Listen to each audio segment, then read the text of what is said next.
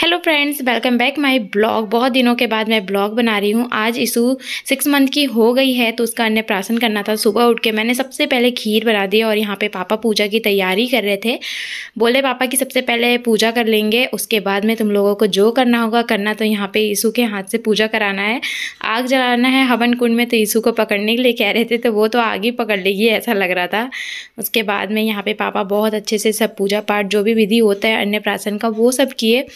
तो यहाँ पे वही सारी चीज़ें चल रही है। आप देख सकते हैं ईशू कितने अच्छे से आग जला रही है। और ईशू भी आज बिल्कुल सुबह सुबह उठ गई है। आग देखिए बहुत अच्छे से जल गया। उसके बाद में मुझसे पापा जो भी विधि था, मैं मम्मा हूँ ईशू की इस वजह से कि किस लिए पता नहीं, लेकिन जो भी विधि था सारा मुझसे ही कराए पापा। और मम्मी, दीदी, मिष्टी, डुग्गू सब बैठे हुए थे पूजा में। हवन भी हुआ, बहुत काफ़ी देर तक सारी चीज़ें हुई। और यहाँ पे खीर बना के मैं लेकर आई थी तो पापा उसमें 5 तत्व जो भी चीज़ें होती है अलग अलग, जैसे कि शहद हुआ, घी, तुलसी का पत्ता, कुछ मीठा, ये सारी चीज़ें डाले हुए थे। और डुग्गू मिष्टी भी बैठे थे साथ में। दीदी वीडियो शूट कर रही थी। और ये हमारे घर का मंदिर है, मायके में जो मेरा घर है वहाँ पे इस तरीके से मंदिर, पापा बहुत अच्छे से मंदिर रखते हैं तो रखे हैं। पूजा हमारा संपन्न हुआ।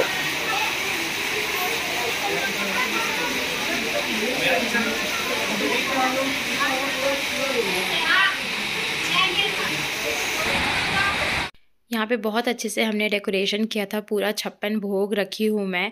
और डेकोरेशन भी हम लोग गुब्बारे से, सारी चीज़ें से मैं, दीदी काफ़ी टाइम लगा के किए। बट आंधी तूफान आया, बहुत बारिश आया, सब कुछ ख़राब हो गया। और सभी लोग भी आ गए थे तो हमने सोचा चलो बहुत देर से आके बैठे हैं, क्योंकि बारिश रुकने का नाम ही नहीं ले रहा था।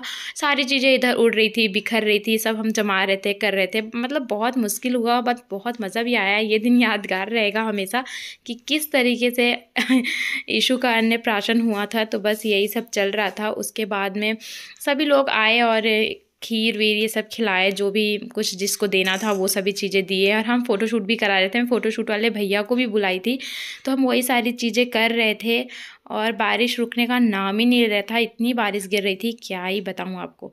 भैया कह रहे थे कि जब ईशू की शादी होगी उसमें भी लगता है कि बहुत बारिश गिरेगा। देखो सारी चीज़ें मतलब निकाल के फेंक दिए हम लोग, उड़ भी गया। बारिश में ही ईशू का अन्नप्राशन तो हो गया। फिर थोड़ा बहुत हम लोगों ने नाश्ता किया, सभी लोग चले गए थे।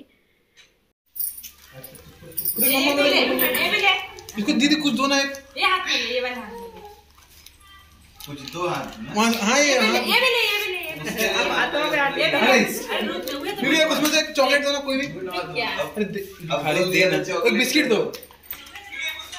ये ले, ये अरे ये हाथ में उसको चाहिए, पैसा दे दी ना इसलिए रोल। ये भी ले, ये भी ले।